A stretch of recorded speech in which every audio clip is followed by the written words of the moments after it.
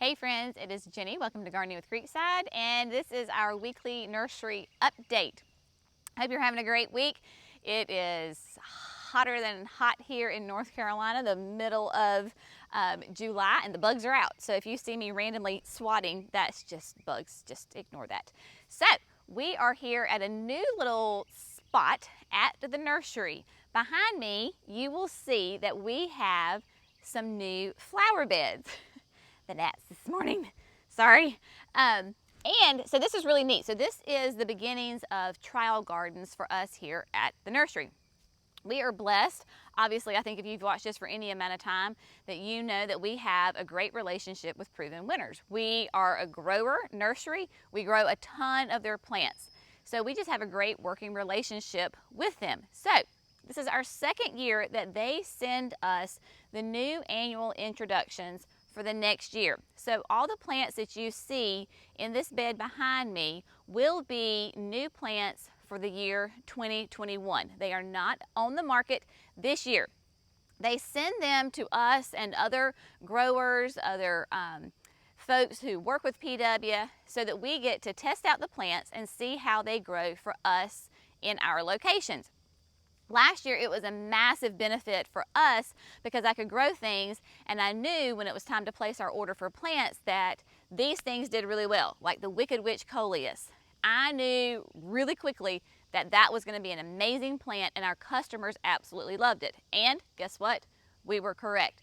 So it's really fun to be able to grow these plants, know how they do, because some are going to be amazing and do fantastic, and others are just not gonna maybe work as well. Not for us here in our climate. Of course, we're North Carolina. It is hot, it is humid, so we do have certain growing conditions, and some do fantastic and some, So it's just a great way for us to test out the plants before we buy them. So we will do a video later on in the season actually going through the beds and explaining each plant, what they are, growing conditions, and all that kind of stuff. Obviously, we put these out here in the middle. It's right beside the shrub lot, and so this gets full sun. This is about 8 o'clock in the morning, and the sun is kind of coming up behind the trees. So really quickly, this will get that really hot, intense afternoon sun, all day sun actually, and so far we have been super impressed. There are some definite winners that we cannot wait to share with you. So stay tuned for later on. I'll probably do it in a couple of weeks and go through all the plants and talk about it. And then added this fun, we just added this week. This is a great wind sculpture. My mama discovered this artist. It is Lyman Whitaker. He's out of Utah, and he does copper wind sculptures. So my mama and the kids and I took a little road trip up to Asheville this week on Monday into the Grove Wood Gallery. It's part of the the Grove Park Inn, all that's connected together. So anyway, this is really fun and it's great. So if you're in the area and you're coming to Creekside, make sure you check out these trial beds and look at the plants. So we're gonna go through over here to the shrub lot, and of course, nothing much has changed since last week as far as like what's really blooming. All the hydrangeas, of course, are just in their glory. The butterfly bushes are doing amazing. Just so pretty. This is Bobo, so you can see Bobo. Remember, panicle, full sun, just a gorgeous creamy white. Right behind it, so you can see Bobo. And then the next step up, this is the Little Lime. Little Lime, again, is a creamy white panicle. It will change to a nice lime green and even take on some pink hues in the late summer, early fall. So we've got those are going great. The Pugster Blue butterfly bushes, just exquisite as far as their color.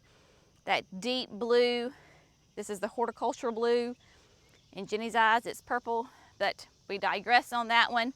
Ruby, Invincible Ruby is a great, sweet, smooth hydrangea.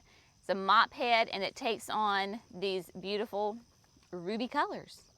Such a neat plant. The information on that, it's a dirty tag. I do apologize. So there we go. opening up. So sun, part shade, I have found that it does really well if it gets some afternoon shade, hardy in zones 3 to 9, and it'll basically be a 3x4, tall and wide. So just a great one. New addition, we have 2 display pergolas that we have built. These were supposed to be put in the spring, and as 2020 has gone, nothing has gone according to plan, but hey, it's better late than never. So Megan from Proven Winners, who we talked about having a great relationship with them, she came down, I don't know, January maybe sometime, and walked through the nursery with us, giving us some ideas for displays and signage and all of that. So the pergola was one of her ideas. So it's here and it's stained, so now we have to put the signs on it, but this is where we will put shrubs to highlight the shrubs. Then we have another one that's over in the pines that will be for the perennials. So it's just another little piece here at the nursery, just to have fun, give you a little interest, do all sorts of fun things with it. These are the Incrediballs.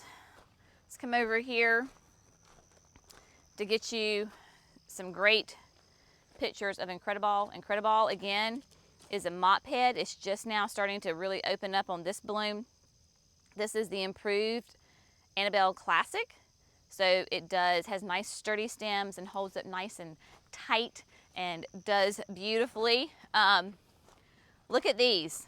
This is part of the Summerific series line of, these are Perennial hibiscus. Gorgeous, absolutely fantastic perennial shrubs hibiscus. So you don't have to buy the tropical hibiscus every year. You have this one. This one is berry awesome. There are tons of different colors in that whole Summerific series from Proven Winners. They will range in size and they will range in color, but they do like the sun. They are very hardy. I think it's zones, I mean, there's really a wide range, 4 to 9. So even folks that are in those colder temperatures, I mean, zone 4 is pretty chilly. And then of course, zone 9, you can do them also. So it's very versatile. Obviously the pollinators love them, especially the bumblebees. We have found that they just go to town on these guys. So these are fantastic. I really suggest you add one to your garden. In fact, I got a text last night from a dear friend and customer of ours.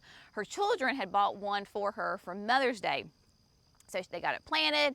They went to the beach for a week, came back home, and it was in all its glory. And she was just so excited and loving it and said, I love this plant. Thank you so much for helping my children pick it out for me. So Miss Sandra, thank you for letting me know that it was doing great for you. So they're wonderful. We're going to move on up. A little update on the water trough. This is a constant thing here at the nursery. I had posted this on social media, but look at this. Sharon is now on the ground. If you remember, this is a 169-gallon water trough for livestock. So underneath this is a massive tank that will hold water out in the fields for the cows and the horses and so on. I use it as a planter. I've got the Wicked Witch Coleus, the Diamond Snow Euphorbia, Supertunia Sharon, and then this is, I believe, the Jet Black Sweet Potato Vine. I keep pinching this back. Like, I've pinched it back multiple times to get it nice and bushy. I've given Sharon a really good haircut at least once. I really think I'm probably going to give her another haircut, but look at this. I mean, like, she's trailing the ground. I promise that there is but look at this. This is gravel, and here she comes out. So let me just show you. Lift up the skirt. See? Can you see that big old, that tank under there? So anyway, great plants. Great plants. So here we go. Moving on. I want to share with you some perennials that we haven't really talked about yet, because it is middle of July. It is summer, obviously, middle of July. For us, I talked about this a little bit. We're blessed in North Carolina that we can really plant year round, but there are certain times of the year that present more challenges than others. One would be like January, February, because it's cold, cold for the south. And then really this 6 weeks that we're going into, middle of July through August, is the other time that you can plant, but it's just more maintenance on you, because this is really like the dog days of summer. This next 6 to 8 weeks, it is hot, consistently hot. The humidity is just out the roof. Woke up this morning, our thermostat said that it was like it's 5:30 in the morning and the humidity level outside was 92%. I mean, if you're a southerner, you know humidity is what gets you, not necessarily the heat. If you're in other parts of the country and you have a dry heat, it's just a different kind of heat, and the plants respond differently to that. So all of this to say is, I am showing you all of these plants. If you're local and you want to come get them, you absolutely can, but you're just going to have to watch them and make sure that they don't dry out, that they are not under too much stress, because that's how you'll lose the plant. Really, the perfect time to plant your perennials and your shrubs and trees is going to be fall and late fall. Even September here can be really hot. So we're looking at like October, November are really kind of those prime time for plantings. So if I'm showing you plants, perennials, shrubs, and you really like them, but you're like, I just don't want to give it the attention that it needs right now, on all social media, you can save post. So you can hit the little save button, make you some folders so that you can come back and look at it. Also, get a cute little gardening journal. A sweet friend of mine gave me one, this cute little notebook, and you can make notes in it. So go ahead and put, get a little notebook, get a little fancy pen for you, make it fun, and make notes.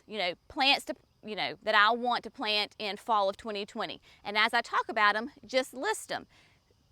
Just some little tips for you on how to remember these things, because if you're like me, Jerry says I have the memory of a gnat. I can't remember things.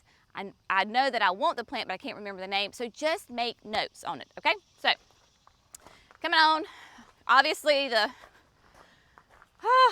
those aqua pots, I mean, good gosh. So, we still got some more butterfly weed. They are just doing great. This is their prime time. They love it. Remember, the butterfly weed is that wonderful native plant here in the southeast, in the southern regions, that love it hot and dry. They don't like to be messed with. That you will find them growing wild on the side of the road. What's so great is it is the host plant for the monarch butterfly.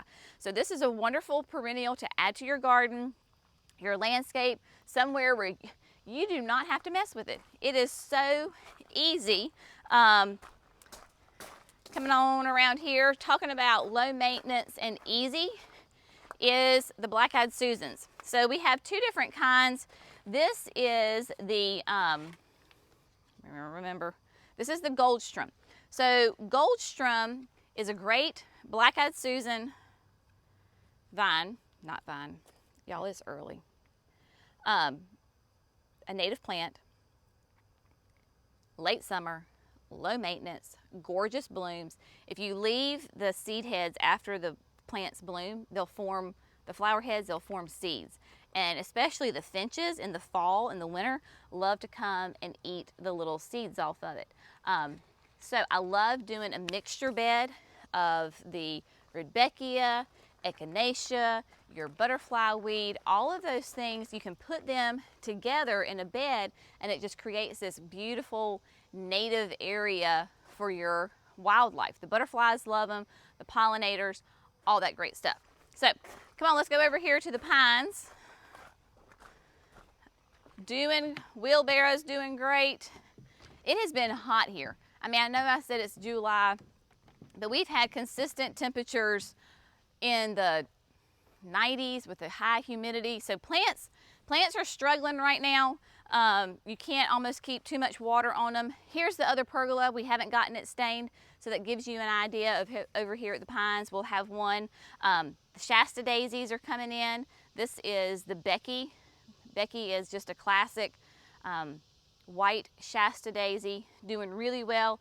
But what I wanted to talk to you about too, that we haven't, oh, look at these. See, more of these black-eyed Susans. Nice, big, fat, lush leaves. This is the Goldstrom. Just really, really pretty. But what I wanted to talk to you about a little bit was perennial grasses. And this is just an overview.